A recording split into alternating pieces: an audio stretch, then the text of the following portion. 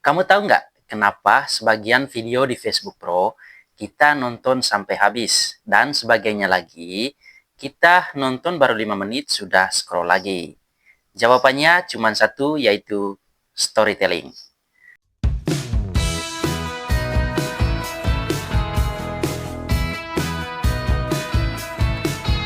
Hari ini kita akan membahas kira-kira apa itu storytelling, cara menambah storytelling di video Reels agar video Reels kita bisa ramai. Jadi teman-teman, storytelling itu adalah gaya kita menyampaikan cerita di video kita atau di konten kita.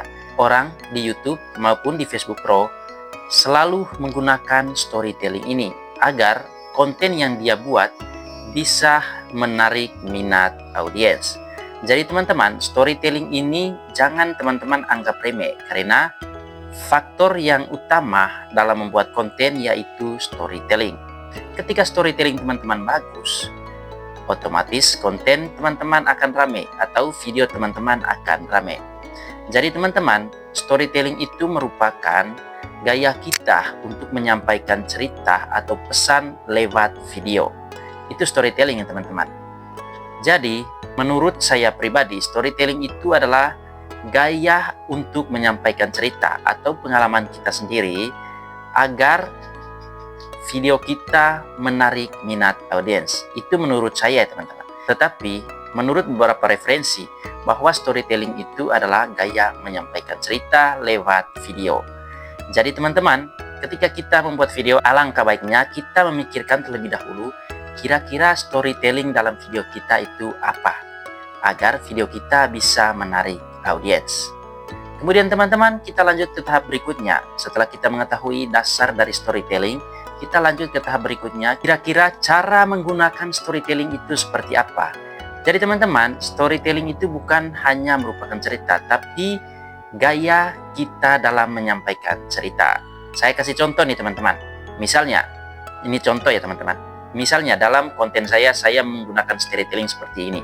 Aktifkan fitur Facebook Pro di Facebook teman-teman agar teman-teman bisa menghasilkan uang dari Facebook Pro.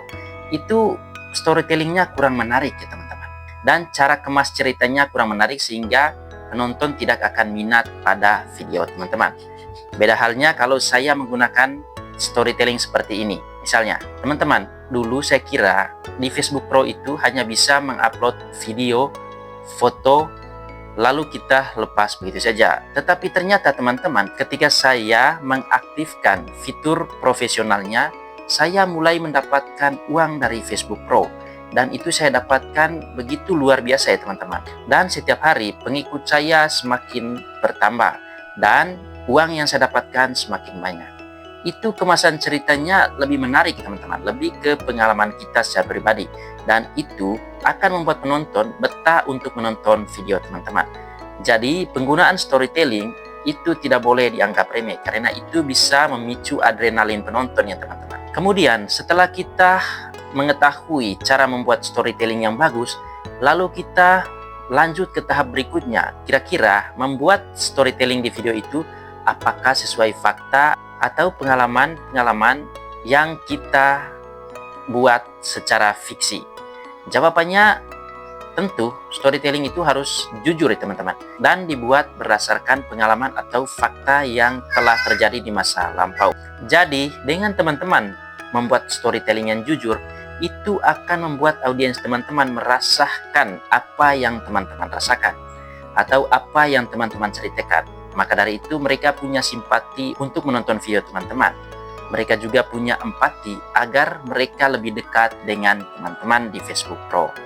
Jadi teman-teman, usahakan buatlah storytelling yang jujur atau sesuai dengan pengalaman teman-teman. Jangan mengarang storytelling ya teman-teman, karena ketika salah satu penonton teman-teman mengetahui bahwa storytelling yang teman-teman buat tidak sesuai dengan fakta yang teman-teman lakukan, maka otomatis penonton teman-teman akan hilang satu persatu.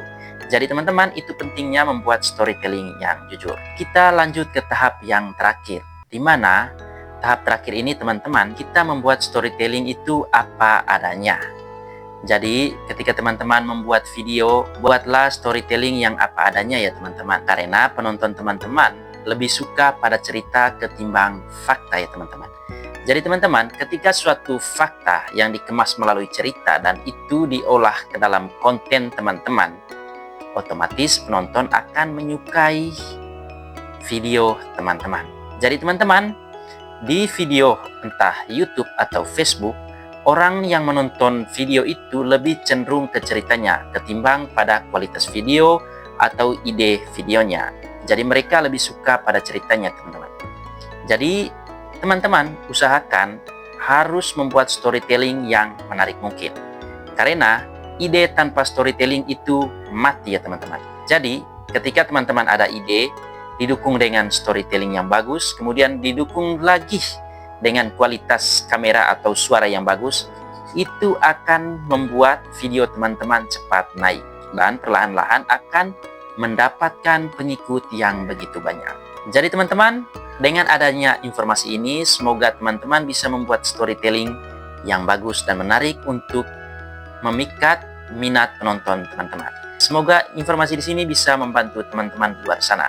Oke, untuk kalian yang belum subscribe, tolong subscribe-lah agar teman-teman tidak ketinggalan informasi seputar Facebook Pro. Karena satu subscribe dari teman-teman itu merupakan anugerah yang saya terima.